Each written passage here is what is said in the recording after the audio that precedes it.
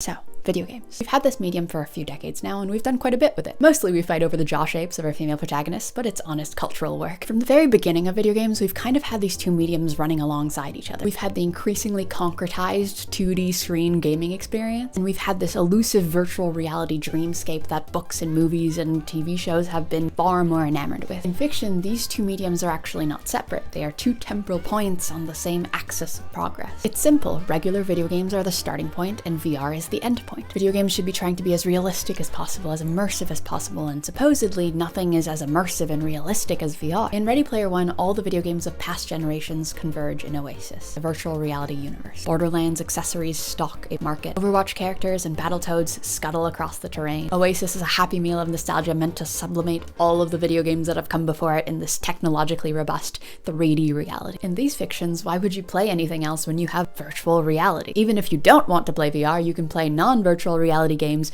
in virtual reality. It's virtual realities all the way down. So this VR dream has been gargling faintly in the distance for some time, with big tech companies giving it a little peck on the lips every once in a while. In 2020, Zuck gave it a big mouth breathe with Quest 2. This bad boy is affordable. It's wieldable. I promise it won't bundle you up into a package of data that doesn't represent who you are, okay? We'll make sure to include that you're an INFJ. The data buyers need to know that you're like a real human being. Thanks to the Quest and the Vive and recent actually good games that have come out, the VR dream is still alive. Whenever I bring up VR to people, which has been a wonderful thing to be hyper-fixated on these holidays, the conversation always goes like this. VR is going to be great when that omnidirectional thing gets screwed onto the haptic joint feedback of that multi-sensory drone. Then maybe I'll consider dropping $1,000 on it. VR is that one medium where we've been so sold the fantasy of what it's going to be like in 100 years that we refuse to accept what it's like right now. And today, VR is this really wonky, really interesting thing. It's just not the entire future of video games. We are no better than fiction writers. We still kind of see non-VR games and VR games as part of a continuum, with VR as this all-consuming future medium and non-VR as this medium of the past and present that we're eventually going to discard. So when we enter VR, we bring so much shit with us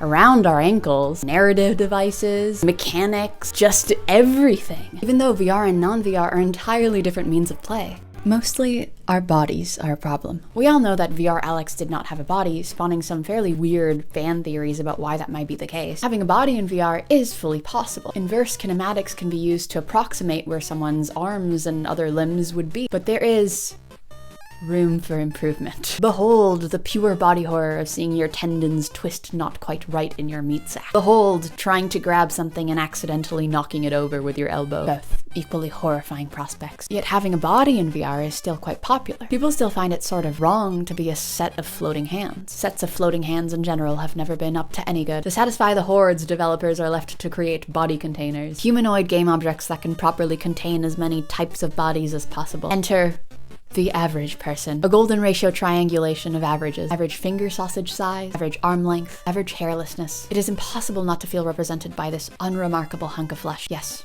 perfect. This is the one capsule of humanity that we all share, regardless of color or creed. Alternatively, some games meddle with character creation. If you spend a lot of time creating your character now, imagine how much time you're going to spend in VR trying to get it just right. I'm obviously not bringing this up to shit on current VR technology, but rather to highlight a difference between VR and non-VR. Think about the bodily experience of playing a non-VR game. Adopt the gamer posture. Curl your spine into that slight question mark shape. You are pawing at your controller. Your character jolts every time you flick a button. Technically, you are an inert monkey person watching pixels move on a screen, but you don't feel that way. The game takes you out of your body beyond the screen. It doesn't matter so much what you look like, the shape of your body, how weighty your arms and legs are. In your mind, your body disappears as you adopt the form of your character. VR does the exact opposite. In VR, you are throttled by your body. No button press mediates movement. Your character moves as you do. You swing your arms to hit. You grip things to grab them. Movements trigger waves of sensory input where you would expect them. Your hand rumbles where a hard edge would have been felt or where a blade would have been rooted. Your inputs do not melt into character action the way that they do with a controller. They are made center stage. For example, look at Moss, a 2D platformer in VR. In a non-VR medium, the player would naturally embody the little mouse character, but in VR, your body doesn't fade into the distance. So if it isn't located where the mouse body is, your body becomes its own character. In Moss, that's exactly what happens. The player looms over the levels, made to feel like a minor deity guiding the mouse soldier along. Basically, non-VR immerses you by making you ignore your body, whereas VR immerses you through your body. That's why we're so finicky over our bodies being right in VR. It may be a bit bit uncanny to embody someone different in a non-VR game, but it usually doesn't feel like you've been sewn into someone's skin sack. The unique body centrality of VR puts it in conflict with video game conventions that were made for an entirely different medium. For example, we can't do fighting the same in VR. Take this very fun game with robot children. Your inputs consist of simple button presses which force these young children to do kickflips in the air for your amusement. It's a common formula, especially for hack and slash games. To make the player feel like they are powerful, games construct attacks to look like aerobic performances. You're not just kicking someone, you're pirouetting on their flickering bodies. Even in games that are less theatrical, a little bit of extra movement can really sell the act. Nier and games like it could literally not happen in VR. Imagine lifting your leg in VR and being sent into a violent tailspin. Imagine raising your fist in real life and the game triggers a set of combo moves, so you're stuck watching your limbs perform an elaborate fighting routine. Video games can't get too much more athletic than the player. They can't make too many more extraneous movements. Game characters will have to be fixed to you and I and our less impressive capabilities. You can't even really have a Dark Souls role in VR.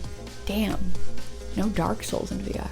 Really is an inferior medium. Fighting in VR essentially has to be bone dry. Most of us are pretty fine with that. We're just impressed that we get to punch and kick things in 3D at all. But think about how much video games rely on flavor to feel different. Every game has a slightly different timbre. A jump in Mario feels a bit different than a jump in Hollow Knight. Movement in Nier feels a bit swifter than movement in Dark Souls. It's like playing a slightly different instrument. So in VR, you might get variations of movement feel, but the realm of possibility is far more constrained. Things need to approximate your real movement enough to feel believable, so there are constrained ranges of punch types and jump types that will work at all. If the game lets you jump too high or float too long, then you won't feel your feet slam the ground at the same time as your character. You don't get the Mario jump and the Celeste jump. You get just one jump, the realistic jump. The one jump that won't make you feel a profound disconnect from your body. This creates a high risk of VR being all the same and very boring.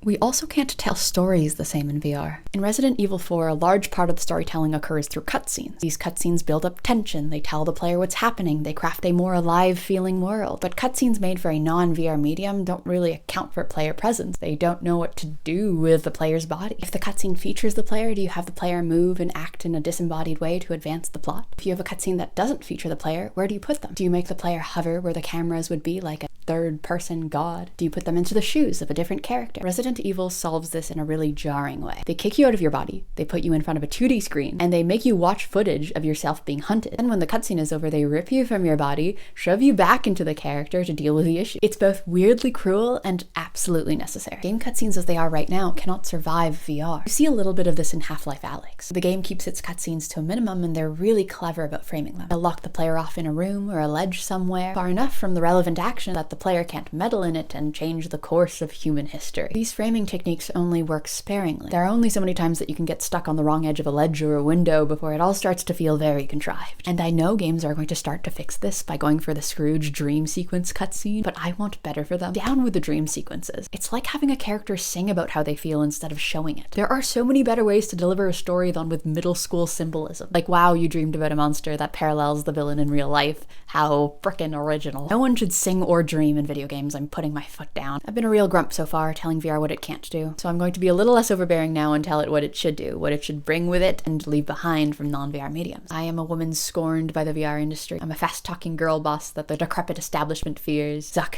you and I are not so different. First, VR can solve the variety issue by creating variety through different types of actions instead of different action timbres. This means expanding the range of possible and meaningful actions that a character can perform. Now we can kick, shoot, and duck in VR. But once we've exhausted the punching possibilities, we'll probably want a game where we can write a letter or something. Like, I find crafting to be one of the most detestable mechanics on Earth. Nothing quite spells the end of fun like having to double-click herbs mid-battle. I blame Skyrim for this. I blame Skyrim for every broad, shitty gaming trend that doesn't possess a self-sustaining logic. But despite crafting being bad in non-VR mediums, it's actually exactly the kind of mechanic that could foster a range of diverse practices in VR. You can mix, toss, flatten. The movement range is tactile and flavorful. It's no wonder that early VR games simulated mundane activities. Mundane activities are really quite complex, and most importantly, our bodies can actually perform those mundane activities. If you're trying to generate varied movement in your game, you're going to have a harder time asking your player to learn how to drop kick someone than to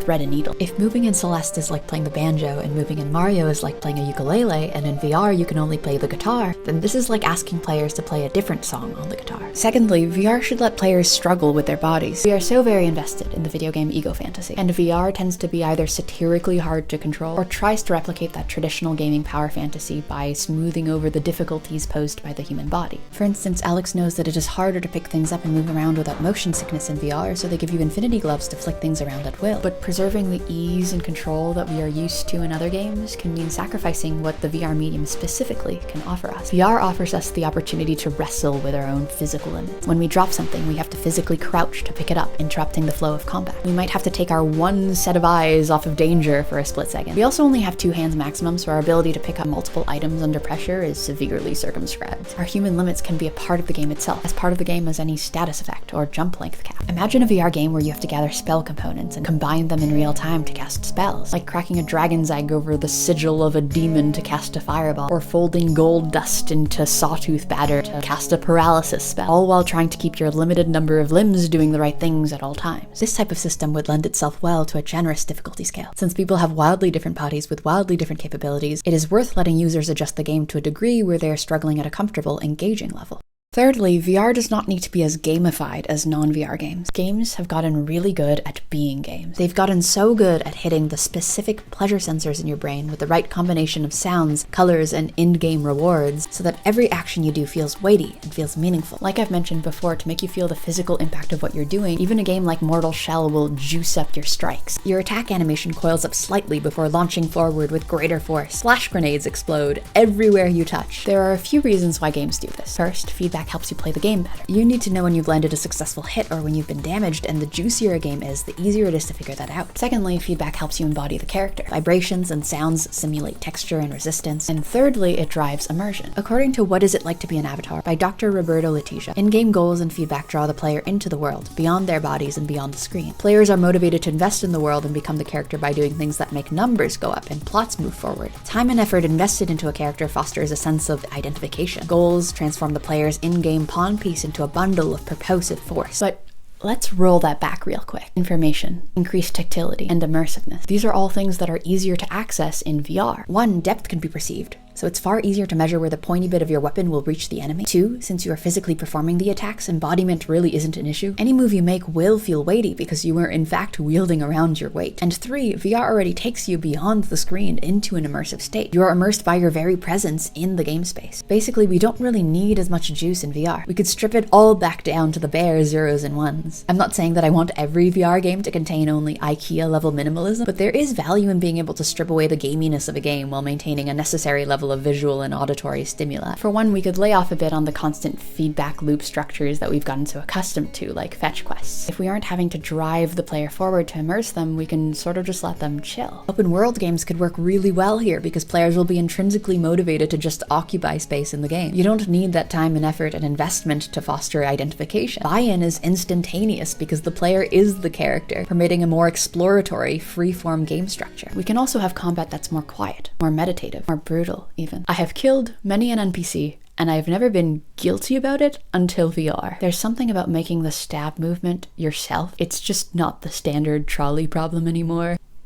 I feel like I have blood on my hands, like I'm the person who picked that object up and did the killing. By pairing the inherent viscera of VR with a less cartoonish, gamified design, games in VR can make everyone feel as morally tainted as I feel. Things could get maybe a little too real. Finally, VR storytelling should rely on characters and exploration, not cutscenes. In Half-Life Alyx, Valve nailed how the eyeballs of the characters track the player. This was one of the best things they could have spent their time on. In non-VR games, you can have characters make quasi-eye contact, but they're static, and it feels as if you can escape their gaze by shifting 2 millimeters over to the right. Physiological responses associated with actual eye contact do not emerge while looking at a face on a screen. Pictures and videos simply do not have the same effect. Conversely, in VR, eye contact is uncomfortably real. Characters seem to perceive you, the you beyond the screen. Even if you look elsewhere, you continue to feel their gaze pressing on you insistently. You also just exist in the same space as characters. Researchers have found that the presence of NPCs affect human behavior in VR, much like human bystanders in real life would. Being seen by and being present with characters, these change the depth with which a player can relate to NPCs. Eye contact triggers social bonding and empathy. We consider displays of anger and joy to be more intense when shown by by a person making eye contact, and presence impacts how you situate yourself in relation to NPCs. When you talk to Darth Vader in Vader Immortal, he towers over you in his brutalist skyscraper of a suit, and you feel a true sense of scale. You are short and of inferior circumference. The VR medium is uniquely suited to telling stories through people, how they talk, how they move, how they are built, how they look at you, when they look at you. Just like in real life, you don't need grand cutscenes to motivate you to play. You just need 1 or 2 characters to really care about. There's just one issue with the character thing. Because you're in the same room as them, if you're a touch person like I am, you kind of expect physical touch. I'm out here trying to grab Darth Vader's arms for just like a little bit of physical affection and just passing right through. With fewer cutscenes, VR would also be wise to rely more on environmental storytelling. Objects can be picked up, turned around, and fiddled with, giving players more opportunities to be nosy in ways that are narratively helpful. It's one thing to open up a highlighted cabinet by clicking X and seeing a headline that's relevant to the plot. It would be a whole other thing to turn over a vase and watch a newspaper clipping physically fall out from it, or to brush up against a table and make track marks in the cigarette dust, revealing etchings on the wood beneath.